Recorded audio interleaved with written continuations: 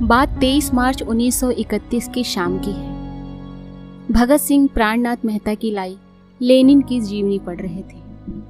अफसर ने दरवाज़ा खोला और कहा, सरदार जी, फांसी लगाने का हुक्म आ गया है, तैयार हो जाइए। भगत सिंह के हाथ में किताब थी। उससे नजरें हटाए बिना ही उन्होंने कहा, ठहरिए, एक क्रांतिकारी दूसरे क्रांतिकारी से मिल रहा है। कुछ और पंक्तियां पढ़कर उन्होंने किताब रखी और उठ खड़े होकर बोले, चलिए। और इस प्रकार भगत सिंह, सुखदेव और राजगुरु को तय दिन से एक दिन पहले ही फांसी दे दी गई। भगत सिंह का जन्म 28 सितंबर एक सिख परिवार में हुआ था। उनके पिता का नाम सरदार किशन सिंह और माता का नाम विद्यावती कौर था। यह एक किसान परिवार से थे। जब उनका जन्म हुआ तो उनके चाचा अजीत और स्वर्ण सिंह, साथ ही उनके पिता किशन सिंह, सभी को 1906 के उपनिवेशीकरण विधेयक का विरोध करने के लिए जेल में डाल दिया गया था। राजनीतिक रूप से जागरूक परिवार में पले बड़े होने के कारण जहां उनके परिवार ने गदर पार्टी का समर्थन किया, युवा भगत सिंह में देशभक्ति की भावना विकसित हुई। भगत सिंह ने बहुत कम उम्र में ही महात्मा गांधी के असहयोग आंदोलन का समर्थन करना शुरू कर दिया था। भगत सिंह ने खुले तौर पर अंग्रेजों का विरोध किया और सरकार द्वारा प्रायोजित प्रकाशनों में आग लगाकर गांधी जी के अनुरोध को पूरा किया। दरअसल लाहौर के नेशनल कॉलेज में दाखिला लेने के लिए उन्होंने स्कूल पूरी तरह छोड़ दिया। उस समय भगत सिंह करीब 12 वर्ष के थे जब अमृतसर में 13 अप्रैल 1919 को जलियांवाला बाग हत्याकांड हुआ था। इसकी सूचना मिलते ही भगत सिंह अपने स्कूल से 12 मील पैदल चलकर जलियांवाला बाग पहुंच गए। 1919 जलियांवाला बाग नरसंहार और 1921 में ननकाना साहिब में निहत्थे अकाली प्रदर्शनकारियों की हत्या दोनों तब हुई जब वह किशोर थे, और दोनों घटनाओं ने उनके देशभक्ति के दृष्टिकोण को दृढ़ता से प्रभावित किया। भगत सिंह का परिवार स्वराज प्राप्त करने के लिए अहिंसा का उपयोग करने के गांधीवादी दर्शन का पालन करता था और कुछ समय के लिए उन्होंने भारतीय राष्ट्रीय कांग्रेस और असहयोग आंदोलन के उद्देश्यों का भी समर्थन किया। पर वर्ष 1922 में चौरी चौरा हत्याकांड के बाद गांधी जी ने जब किसानों का साथ नहीं दिया, तब भगत सिंह बहुत निराश हुए।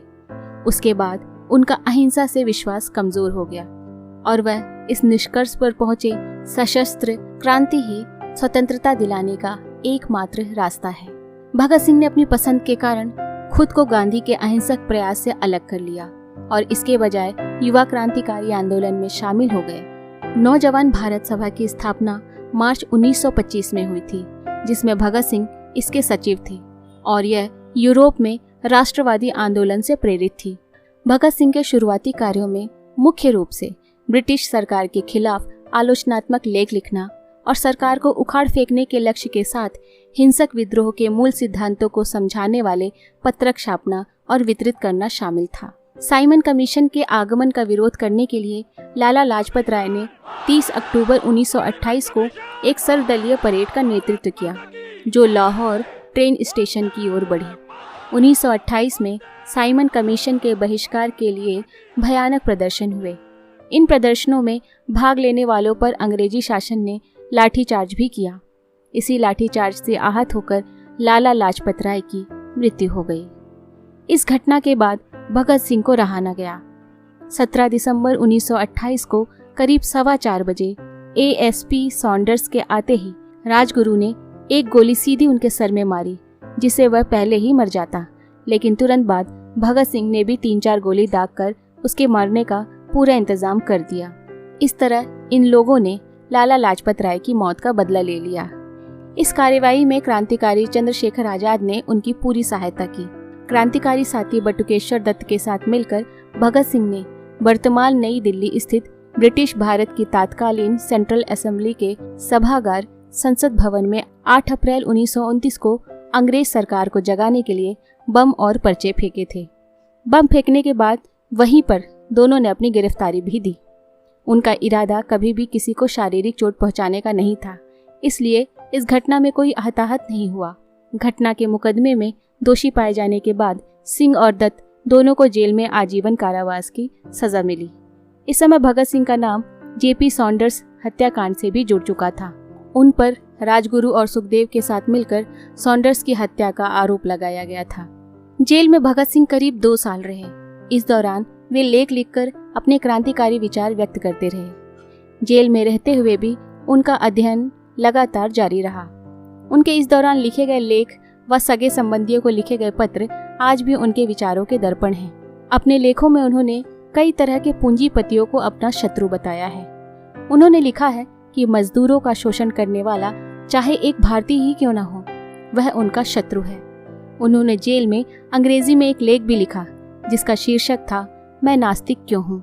जेल में भगत सिंह व उनके साथियों ने 64 दिनों तक भूख हड़ताल की।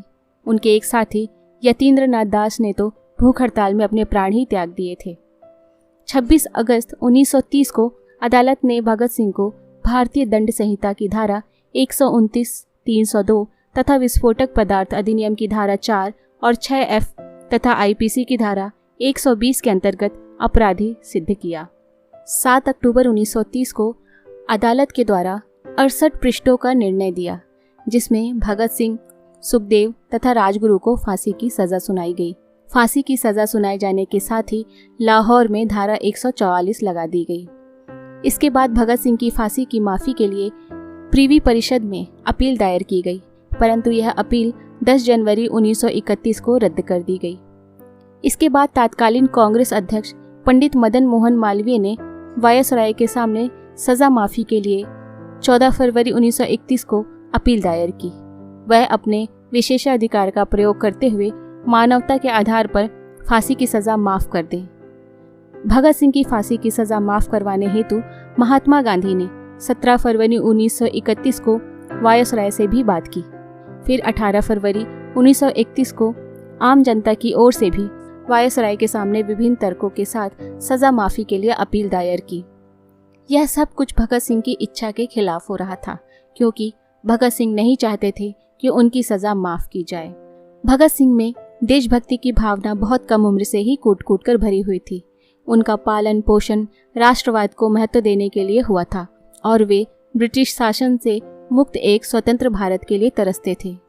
ढेर सारा यूरोपीय साहित्य पढ़ने और अपने प्रिय राष्ट्र के लिए एक लोकतांत्रिक भविष्य की प्रबल इच्छा विकसित करने के बाद उन्होंने एक समाजवादी दृष्टिकोण विकसित किया।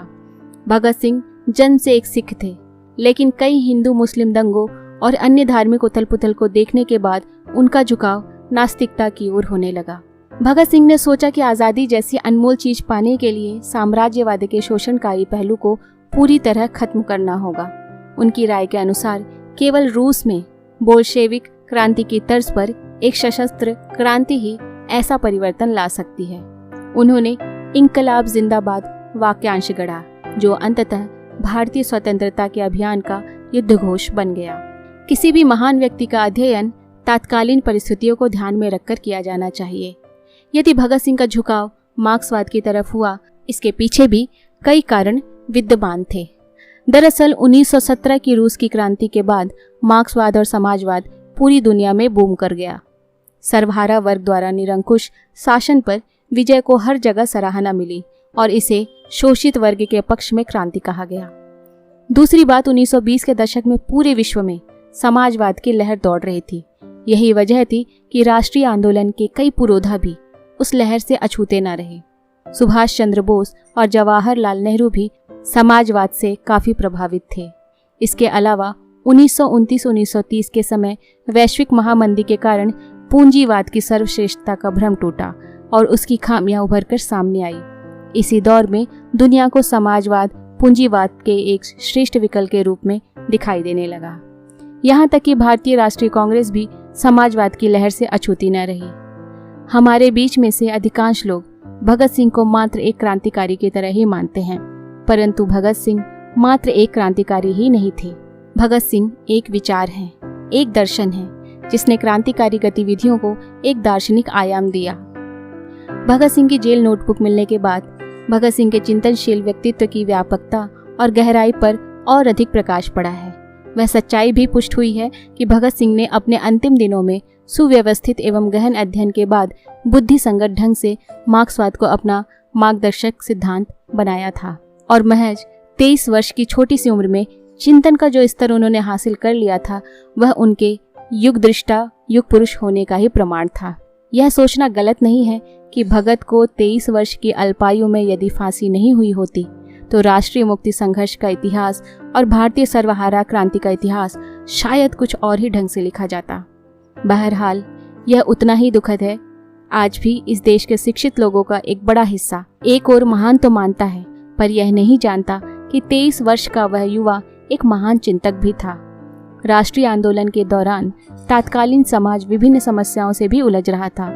भगत सिंह मार्क्सवाद में विश्वास रखने के साथ साथ सामाजिक समस्याओं पर चिंतन भी किया करते थे। जेल में उन्होंने 4 पुस्तकें लिखी, दुर्भाग्य से जिनकी पांडुलिपियां आज उपलब्ध नहीं हैं। इसके अतिरिक्त कीर्ति और वीर अर्जुन समेत कई पत्रिकाओं में उन्होंने लेख लिखे। इसी परिदृश्य में उन्होंने कुछ लेख लिखे।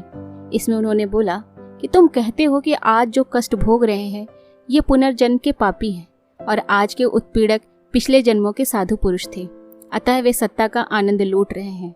मुझे यह मानना पड़ता है कि आपके पूर्वज बहुत चालाक व्यक्ति थे।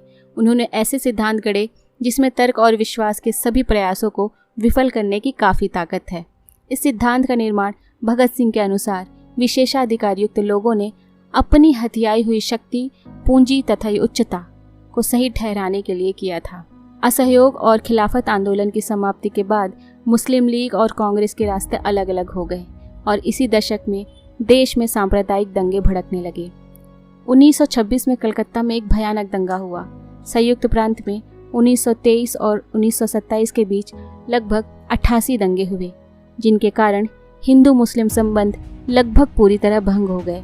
इसी समस्या पर विचार हेतु भगत सिंह ने कीर्ति पत्रिका में सांप्रदायिक दंगे और उनका इलाज लेख लिखा था।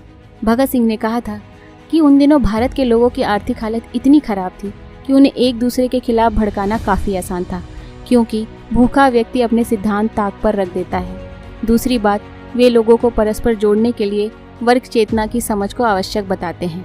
वर्ग चेतना की समझ से युक्त व्यक्ति धार्मिक दंगों में नहीं उलझता। तीसरी बात, वे धर्म को राजनीति से अलग करने पर बल देते हैं और धर्म एक व्यक्तिगत मामला है, उसे राजनीति में शामिल नहीं करना चाहिए। भगत सिंह कहते हैं, यदि सांप्रदायिकता को खत्म करना है तो हमें किसी भी व्यक्ति को इंसान के रूप में देखना होगा, ना कि किसी धर्म विशेष के व्यक्ति के रूप में। सारतः भगत सिंह के संपूर्ण व्यक्तित्व को देखा जाए तो उन्हें मात्र क्रांतिकारी संबोधित करना न्याय संगत न होगा, अपितु वह एक सशक्त क्रांतिकारी होने के साथ साथ एक विचारक, चिंतक और बुद्धिजीवी व्यक्ति थे। वे अन्य क्रांतिकारियों के विशिष्ट थे क्योंकि वे राष्ट्र निर्माण का वैकल्पिक विचार रखते थे।